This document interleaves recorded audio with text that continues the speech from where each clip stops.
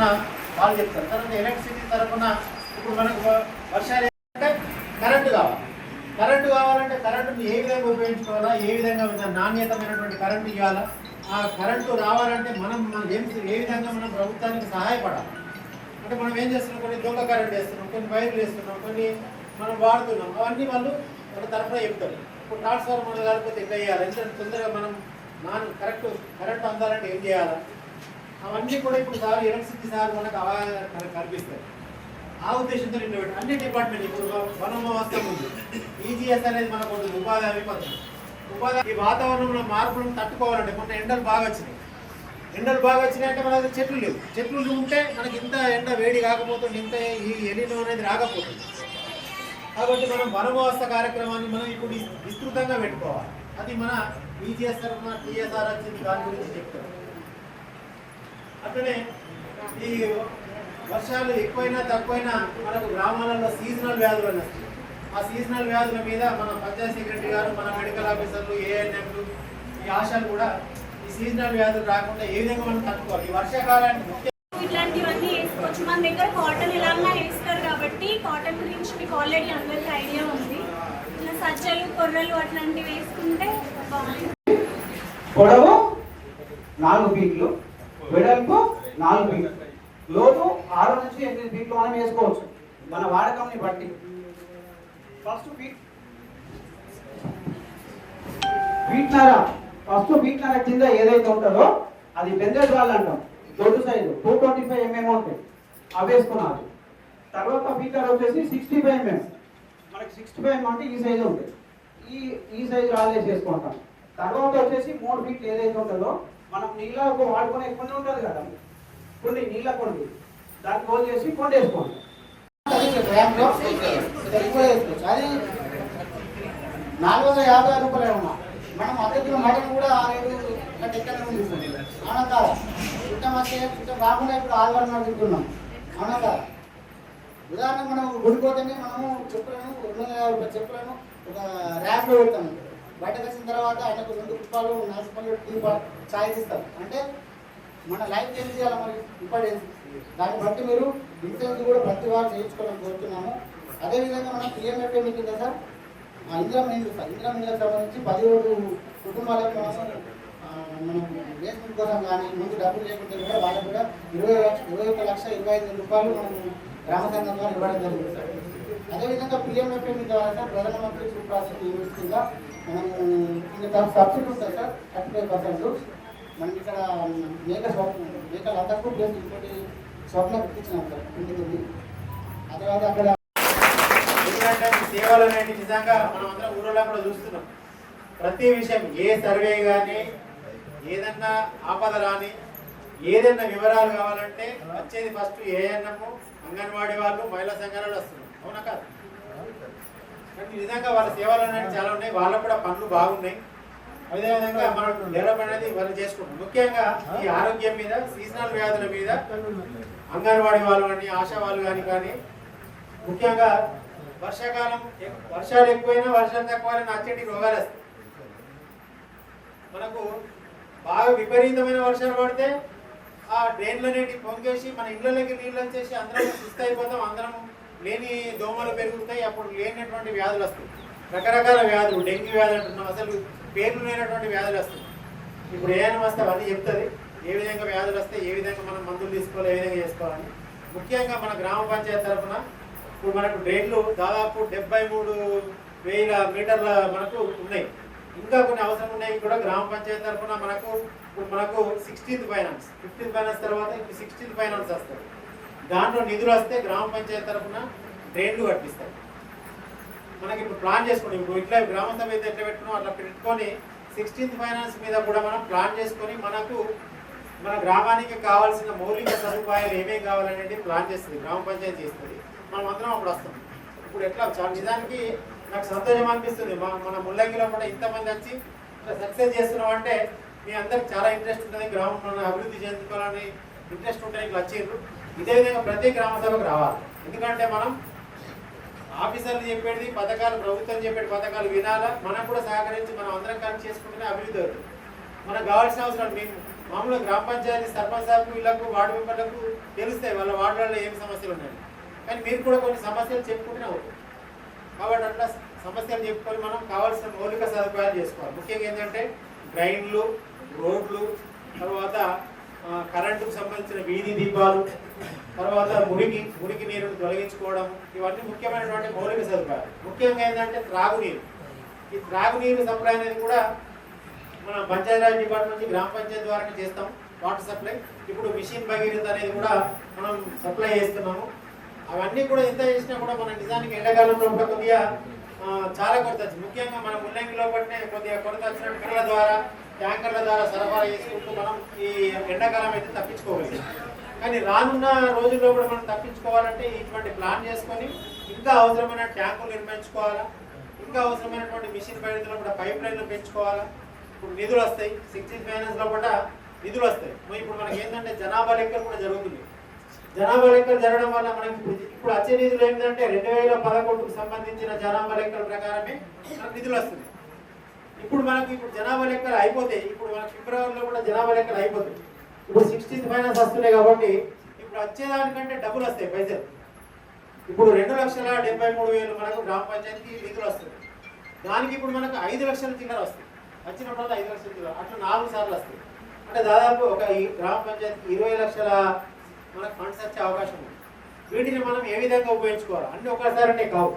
గ్రామ పంచాయతీ ఏం చేస్తారంటే మెల్లమెల్ల ఒక్కొక్క తరఫున కొన్ని మీటర్ల తరఫున మనకి ఎప్పుడు ఎస్సీ ఏరియా ఉంది అక్కడ అవసరం ఉంది, ఎస్టీ ఏరియా ఉంది అక్కడ అవసరం ఉంది, కొన్ని జరిగినాయి. అట్లా చనిపోయిన కాకుండా మనం ఇదంతా ముందు జాగ్రత్తగా మనం చేసుకుంటాం. ఇప్పుడు కరెక్ట్ అయిపోయింది. ఇప్పుడైతే ఉన్న వాళ్ళు ఇక్కడ రాసుకుంటారు. ఇప్పుడు దుబాయ్కి వచ్చి రాలేదు రాసుకుంటారు. ఇప్పుడు మళ్ళీ దుబాయ్ చెప్తారు.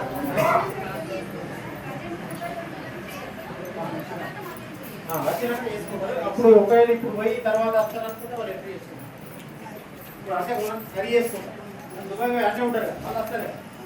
కానీ కొందరు శాశ్వతంగా కొందరికి కలిసి.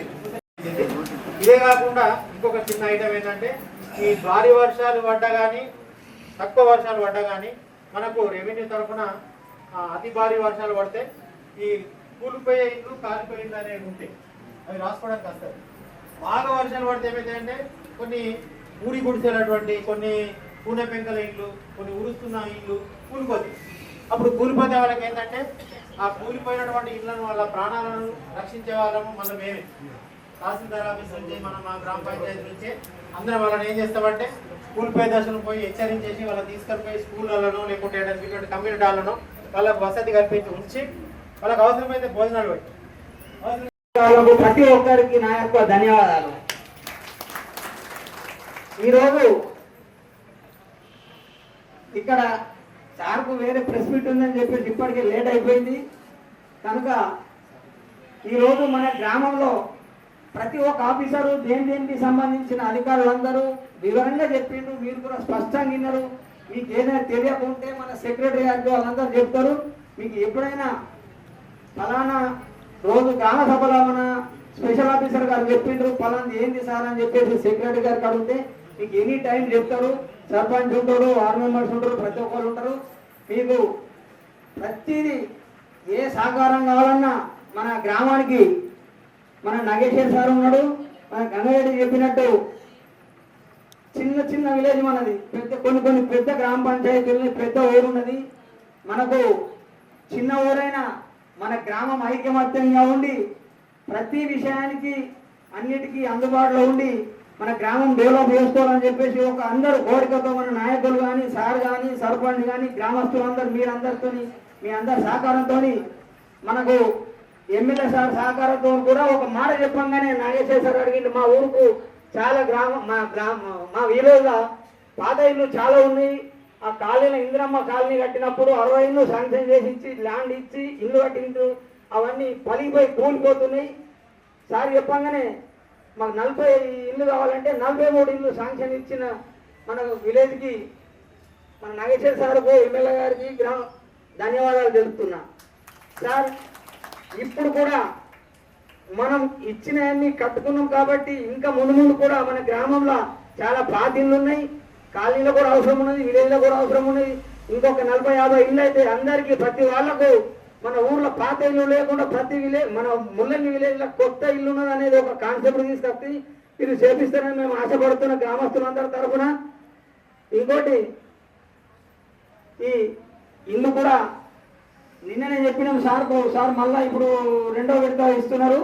మీరు ఖచ్చితంగా మన గ్రామానికి టోటల్ పాత ఇల్లు లేకుండా అందరూ అంటే కట్టుకుని ఎలిజిబుల్ ఉన్న వాళ్ళందరికీ వాళ్ళు కూడా మీరు కూడా కట్టి కొన్ని శాంక్షన్ ఇచ్చినా కూడా క్యాన్సల్ అయినాయి.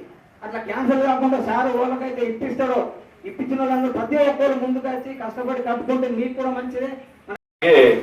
మీరంతా సుఖ డ్రైనేజీలలో చెత్త వేయడం అవి కొద్దిగా చూసుకోవాలి అందరూ. ఇప్పుడు వర్షాకాలం వస్తుంది, నీళ్లు నిల్వకుండా ఎక్కడన్నా గుంతలు ఉన్నా కానీ మాకు ఇన్ఫర్మేషన్ ఇవ్వాలి. ముఖ్య ఉద్దేశం ప్రభుత్వాన్ని వర్షాకాలానికి వ్యాధులు రాకుండా అందరినీ చూసుకోవడం మా బాధ్యత కాబట్టి అందరు ఎక్కడన్నా నీళ్లు నిలిచినా మాకు ఇన్ఫర్మేషన్ ఇవ్వాలి. ముఖ్యంగా చెట్లు నాటడం సుఖ మంచిదే, ఎందుకంటే వర్షాలు తక్కువగా ఉన్నాయని చెప్తున్నారు. మన వీళ్ళు అంగన్వాడీ వాళ్ళు సుగా డాక్రా బిల్డింగ్ వచ్చింది, సార్కు అడిగి అది సుగా కట్టియడానికి రెడీగానే ఉన్నాము. కొద్దిగా లేట్ అవుతుంది కానీ కట్టిస్తాము అంగన్వాడీ వాళ్ళంతుగా. లేక అన్ని విషయాల గురించి గ్రామ సభ అనగానే ఓన్లీ సర్పంచ్ వార్డు మెంబర్స్ ఒక 4 పెద్ద మనుషులు వాళ్ళే ఉంటుర్రు. మేము వచ్చి ఇప్పుడు 6 నెలలు అవుతుంది. దాని గురించి ఈరోజు స్పెషల్గా కలెక్టర్ గారు పిలిపించుకొని గ్రామ సభ వెళ్దామన్న ఉద్దేశంతో నిన్న నైట్ మాకు 10 గంటలకు ఫోన్ రావడం ద్వారా 10 గంటలకు మాకు ఫోన్ చేసి కలెక్టర్ గారు మీ గ్రామం బాగుంది వస్తామని అప్పుడు సార్కి చేసి మేము ఇదంతా అరేంజ్ చేసుకోవడం జరిగింది. అలాగే ప్రతి గ్రామ సభకు సుఖం మీరు అందరు వచ్చి ఇలాగ ప్రతి శాఖలో ఏముంటుందని అవగాహన తెలుసుకోవాలి. తెలుసుకుంటే అందరికీ అర్థమవుతుంది ఏంది అన్నది. ఇంతవరకు ముగిస్తున్నది ఉంటే పెద్ద మనుషులు అంతా మాట్లాడారు. ధన్యవాదాలు. గ్రామ కమిటీ అధ్యక్షుడు నితిన్ గారికి, అందరి మహిళలకు, సోదరి మనందరికి పేరు నమస్కారం తెలుసుకుంటా గ్రామ సభ గురించి. ఎందుకంటే నేను 80లో సర్పంచ్ అయినా, దాని తర్వాత గ్రామ సభ ఇప్పుడే కొనసాగం రావడం జరిగింది 31 సంవత్సరాల తర్వాత. ఎందుకంటే ఈరోజు ఇవ్వగానే నేను రాత్రి 9 గంటలకు ఫోన్ చేసిండు మన సర్పంచ్, సార్ మన మహిళలందరూ వస్తున్నారు సార్, మీరు ఒక్కసారి వచ్చిపడు సార్, ఏదో కలెక్టర్ కూడా వస్తారట. నాకు తెలుసు కలెక్టర్ రాదు తెలుసు, ఎందుకంటే కలెక్టర్ ప్రోగ్రామ్ ఉంటే మాకు ఇన్ఫర్మేషన్ ఉంటుంది ఇక్కడ ఉంటుందని. కానీ సరే మహిళలంతా కనబడతారు, మహిళ కలిసినట్టు ఉంటుంది, ఏదో ఒక సందర్భం మాకు కలవాలి కాబట్టి మేము చూసినట్టు ఉంటుంది ఉద్దేశంతోనే మరి గ్రామ సభ మీటింగ్ రావడం జరిగింది. మరి గ్రామ సభ మీటింగే కాదు, ఈరోజు మన కాంగ్రెస్లో వచ్చిన తర్వాత రేవంత్ రెడ్డి గారు స్పెషల్గా తీసుకుంటాడు కేర్, అన్ని కూడా శాఖలు కేర్ తీసుకుంటాడు అనమాట. ఎలాంటి రైతులకు కానీ, గ్రామంలో ఉన్న మహిళలకు కానీ, పిల్లలకు కానీ, వృద్ధులకు కానీ ఎలాంటి ఇబ్బంది కలగద్దు. వర్షాలు వస్తున్నాయి, వర్షం వచ్చినప్పుడు ఏమవుతుంది, మురికి కాలువలు ఉంటాయి అట్లనే. మరి కాలువలు ముందే మనం క్లీన్ చేసి పెట్టుకోవాలనే ఉద్దేశంతో ఈ యొక్క స్పెషల్ గ్రామ సభ ఏర్పాటు చేద్దాం. మరి దాంట్లో ఇప్పుడు ప్రతి ఒక్క ఆఫీసర్ చెప్పిండ్రు, ఏమని చెప్పిండ్రు, ఫస్ట్ డ్రైనేజ్ క్లీన్ చేసుకోవాలా, లేకపోతే సర్పంచ్ బాధ్యత వహించబడుతుంది. ఇక్కడ వార్డు ఎక్కడ ఆ వార్డులో ఉన్న వార్డు మెంబర్ బాధ్యత వహించవలసి వస్తుంది. ఇప్పుడు ఆ విధంగా ఎక్కడెక్కడ మీకు ఏమేమి సమస్యలు ఉన్నాయో ఈ గ్రామ సభ ద్వారా వాళ్ళకి చెప్పాలనే ఉద్దేశం అందరికీ పెట్టడం జరిగింది. మరి మన సమస్యలు ఉన్నాయా చెప్పినా, మరి ఇప్పటివరకు ఒక్కలన్నా మిమ్మల్ని ఎందుకు తెలిసినామో ఎక్కడైనా వారి సమస్యలు రాసుకుంటారు వాళ్ళు అయిపోతారు. సరే ఈ విధంగా ఇక మనలో ఇప్పుడు ఏమవుతుంది, ప్రతి గ్రామంలో ఇప్పుడు ఎలక్ట్రిసిటీ చెప్పిండ్రు, ఏమవుతుంది వర్షం పడ్డప్పుడు ఎలక్ట్రిసిటీ గోడల పూట నీరు వస్తుంది. నీరు కానప్పుడు ఏమవుతుంది, మన ఇల్లు మనమే రిపేర్ చేసుకోవాలి. అది గ్రామం చేయది, గ్రామ సర్పంచ్ చేయాలి. దాని ద్వారా మీకే ప్రమాదం అవుతుంది. కాబట్టి మరి పూల కంపులు రిపేర్ చేసుకొని పెట్టుకొని ఎక్కడ వాటర్ కారుతున్నాయా లేదా అది చేసుకున్న బాధ్యత మీద ఉంటుంది. అదేవిధంగా ఇంట్లో కరెంట్ ఉంటుంది, ఎక్కడ వైర్ ఎంతలు కొట్టేస్తుంటాయి, మరి దాని ముందే మనం రిపేర్ చేసి పెట్టుకోవాలా. రిపేర్ పెట్టలేదనుకో మనకే షాక్ కొడుతుంది. మరి ఈ విధంగా ఇవన్నీ కూడా వర్షాలుగా ఉండే ముందు ఇవన్నీ మన ఇల్లు సరిచేసే బాధ్యత మనందరం మన మీద ఉంటుంది. కాబట్టి ఇవన్నీ క్లుప్తంగా చెప్పడం జరిగింది. ఇప్పుడు ఇక వర్షాలు పడతాయి, వర్షాలు పడితే ముఖ్యంగా ఏంటి, రైతులు ఏ పంట వేయాలా, ఏ పంట వేసి ఏ పంట దిగుబడి వస్తుంది, వర్షాలు ఎక్కువ టైం వేయాలా, తక్కువ సేమ్ వేయాలా, క్లుప్తంగా మరి ఎక్కడెక్కడ రాష్ట్రం చెప్పడం జరిగింది. అమ్మాయి ఎప్పుడు మనకు అందుబాటులో ఉంటుంది. మీరు ఏ సమస్య వచ్చినా ఫోన్ చేయండి, ధర్మానంలో ఉంటామా పాప ఎప్పుడు కూడా మన ఎప్పటికప్పుడు చెప్తూనే ఉంటుంది. ఈసారి వర్షాపాతం తక్కువ అంటున్నారు.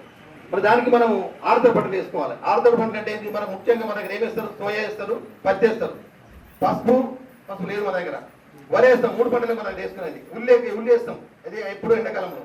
మరి ఈ సంవత్సరం ఎన్ఆర్ఏ ఏ పంట వేసుకోమని ఆర్ఎన్ఆర్ వేసుకోమని చెప్పారు. ఆర్ఎన్ఆర్ ఒకటి పునార్ పని అంటే దీనికి దిగుబడి ఎక్కువ వస్తాయట. ఈ విధంగా క్లుప్తంగా వాళ్ళు చెప్పడం జరిగింది. మరి తక్కువ వేస్తారు అంటే తక్కువ అంటే ఇంతకుముందు అంటే 120 రోజులు పంట ఉంటుండే, ఇది 90 రోజులు వచ్చేస్తాయి. పంట ఉంటుండే సీరియస్ ఉంది కదా, సీట్తోనే నారు వస్తుంది కదా వచ్చేది. నారు వచ్చిన దాంతో 120 డేస్ వస్తుంది. నారు అంటే సుమారు 30 రోజులు తీసుకుంటాం. నారు 20 రోజులకు వస్తుంది, ఎంతకు వస్తుంది 30 రోజులకు వస్తుంది. ఏసిన నుంచి 90 రోజులు పంట వస్తుంది మనకి. కరువులకు వచ్చి పొట్టకు వచ్చి కూసే వరకు అదే 90 రోజులు అయితే వేసిన దాంతో నారు వచ్చిన దాంతో 100 రోజులు పట్టింది. మరి దీన్ని క్లుప్తంగా ఎగ్జాంపుల్ చెప్పడం జరిగింది కాబట్టి మరి ఈ విధంగా మనం అందరం గ్రామ సభ ద్వారా మీరు ఇవన్నీ సూచనలు ఇచ్చారు కాబట్టి మీరు పాటించాలని మీ అందరూ కోరుకుంటున్నాను. మరి అదేవిధంగా ఇప్పుడు ఎలక్షన్ వాళ్ళు చెప్పారు ఎక్కడన్నా పోలింగ్ అంటే పొలాలలో అది ఇమీడియట్ వాళ్ళకి చెప్తే ఇప్పుడే పోలీసు రిపేర్ చేసి పెట్టే బాధ్యత వాళ్ళు తీసుకుంటారు. ఎలక్షన్ వాళ్ళు తీసుకునే బాధ్యత పోలీసు కానీ ఎక్కడైనా ఊళ్ళలో ఇరిపోయిన పోలీసులు ఇమీడియట్ గారు ఇమీడియట్ వేయించు. ఎందుకంటే మీకు ఏ బాధ్యతలు అవుతున్నది ఇంతవరకు కాలేదు. ఎవరైనా రోడ్ల మీద అగ్గిపోయినాయనుకో, సడన్లీ వర్షం పడ్డదనుకో, మా ఊరాక ప్రమాదం జరుగుతుంది, మీకేం కాదు, మళ్ళీ మీరే బాధ్యత అవుతుంది, మీరే బాధ్యత వస్తుంది. ఈ విధంగా క్లుప్తంగా చెప్పడం జరిగిందమ్మా. దాని తర్వాత ఉపాధి హామీ సంవత్సరము సుమారు 110 రోజులు చేసారా, 120 రోజులు చేసారా? మీ అందరు పేమెంట్లు వచ్చినాయి కదా, ఇంకా పెండింగ్ ఉన్నాయి. ఒక 2 వారాలు మాత్రం పెండింగ్ ఉన్నాయి. మీరు గతంలో తెలుసు ఈ ప్రభుత్వం రాకముందు మీకు 6 నెలలు రాకపోతున్నాయి. 6 నెలలు ఏడాది కూడా మీకు ఉపాధి పనులు రాలేదు. ఈ రేవంత్ రెడ్డి సార్ వచ్చిన తర్వాత మీకు ఎప్పటికప్పుడు కూడా మీకు సెంట్రల్ గవర్నమెంట్ ఎంత వస్తుందో దానికి మ్యాచింగ్ గ్రాంట్ కింద ఎప్పుడు ఇవ్వడం జరుగుతున్నది. ఉపాధి పనులు ఎక్కడ కూడా పెండింగ్ పెడతారేమో. ఈ విధంగా ఉపాధి పనులు కూడా క్లియర్గా ఐకేపీ అని చెప్పడం జరిగింది. మరి అదే ఐకేపీ ద్వారా డాక్టర్ సంఘాలని మన దగ్గర 2 మీట్లు అట. 2 మీట్ల ద్వారా సుమారు 42 సంఘాలున్నాయి. 47 సంఘాలున్నాయి. 480 మంది మెంబర్లు అన్నమాట. దాని ద్వారా 2,39,00,000 మీరు వడ్డీ ఇస్తున్నారు. అది మొత్తం ప్రభుత్వం భరిస్తుంది కదా, మీరు ఏమైనా కడుతున్నారా? అంటే సంవత్సరానికి 20 లక్షల వడ్డీ మాపుతుంది. అంటే ఒకవేళ ప్రభుత్వ పరంగా 90 పైసలు వడ్డీ వేస్తే 2 లక్షల రూపాయలు నెలకు వస్తుంటుంది. దాని ద్వారా ఇప్పుడు సంవత్సరానికి మన గ్రామానికి సుమారు 22 లక్షల నుంచి వస్తున్నాయి. అంటే అంతే గ్రహించాలి మీరు. ప్రభుత్వం ఏ ప్రభుత్వం వచ్చిన తర్వాత ఏమి వేస్తున్నది, ఏ ప్రభుత్వం ఏమి ఇస్తుంది మీకు గతంలో తెలుసు. ఇప్పుడు కొత్తగా చెప్పిన సారు ఇంకేనా షాప్ కట్టుకోవద్దు అంటారు, ఇంకేనా మీరు బిజినెస్ చేసుకోవద్దు ఐకేపీ ద్వారా. మరి మరి వేసుకోండి, పాడి పరిశ్రమలు వేసుకోండి, పనులు వేసుకోండి. ఇంకేనా ఎక్కువ మటుకు ఏంటంటే నాన్ వెజ్ వాడుతున్నాం. ఇప్పుడు ఎక్కువ గొర్రెలు స్టార్ట్ అవుతున్నాయి. కోళ్ళ పంపు ఈజీ అయిపోయింది. దేశీ చికెన్ అంటే చాలా ఫేమస్ అయిపోయింది. దేశీ చికెన్ అనగానే ఇక్కడ మీరు కూడా కోళ్ళు పెంచుకోండి. మన ఐకేపీ ద్వారా డబ్బులు అంటారు కదా, ఇవన్నీ మనం కూడా ఉత్పత్తి చేసుకుంటే మనం గ్రామాలకు కూడా లాభం వస్తుందమ్మా. మీకు దాని గురించి అందరికి చెప్తారు కాబట్టి దీని ఉపయోగం కోరుకుంటున్నాను. ఇక్కడ అదేవిధంగా వర్షపాతం మరీ ఎక్కువ కూడా కావచ్చు. అంటే వాతావరణ శాఖ వాళ్ళు ఏం చెప్పారంటే వర్షపాతం తక్కువ ఉంటుంది. ఒకవేళ వాతావరణంలో మార్పు వచ్చి విపరీతమైన అంటే అతివృష్టి అతివృష్టి వచ్చే అవకాశం ఉంది, అనావృష్టి వచ్చే అవకాశం ఉంది. అంటే వాతావరణ శాఖ అది మన వర్షాలపై ప్రభావం చూపుతుంది. అంటే ఇప్పుడు అక్కడ టెంపరేచర్ రైజ్ అయినప్పుడు మనకు ఋతుపవనాలపై ప్రభావం చూపడం వల్ల ఏమవుతుందంటే వర్షాలు తగ్గిపోతాయి. జూన్లో వర్షాలు బాగానే పడవచ్చు, కానీ జూలై ఆగస్ట్ ఆ టైంలో వర్షాలు మనకు ఎక్కువ లేకపోవచ్చు. వెరైటీస్ సెలెక్ట్ చేసుకోవడం. ఇప్పుడు మన ఆర్ఎన్ఆర్ ఉంది, అది 120 డేస్ పంట. కునారం 1638 ఉంది, అది 120 డేస్ పంట. కాబట్టి అట్లాంటి తక్కువ రోజులున్న వెరైటీస్ సెలెక్ట్ చేసుకుంటే మనం ఈ వర్షాభావ పరిస్థితుల నుంచి మనం వీటిని అధిగమించవచ్చు అనమాట. కాబట్టి అలాంటి వెరైటీస్ సెలెక్ట్ చేసుకోవాలి. మళ్ళీ మనం యూరియా, పొటాష్, కాంప్లెక్స్ ఇవన్నీ కూడా ఎక్కువ వాడుతున్నాం. మన భూమిలో ఆల్రెడీ అవన్నీ ఉంటాయి కాబట్టి మనం అవి ఎంత మోతాదులో ఉన్నాయని చెప్పేసి సాయిల్ టెస్ట్ చేయించుకోవాలి.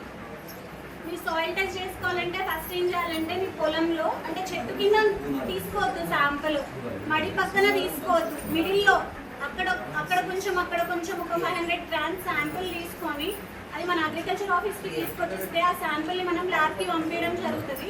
ల్యాబ్ వాళ్ళు మనకు ఒక రిపోర్ట్ ఇస్తారు. ఆ రిపోర్ట్లో నైట్రోజన్ ఎంత ఉంది, పొటాషియం ఎంత ఉంది అని చెప్పేసి మనకి రిజల్ట్స్ వస్తాయి అన్నమాట. దాన్ని బట్టి మనం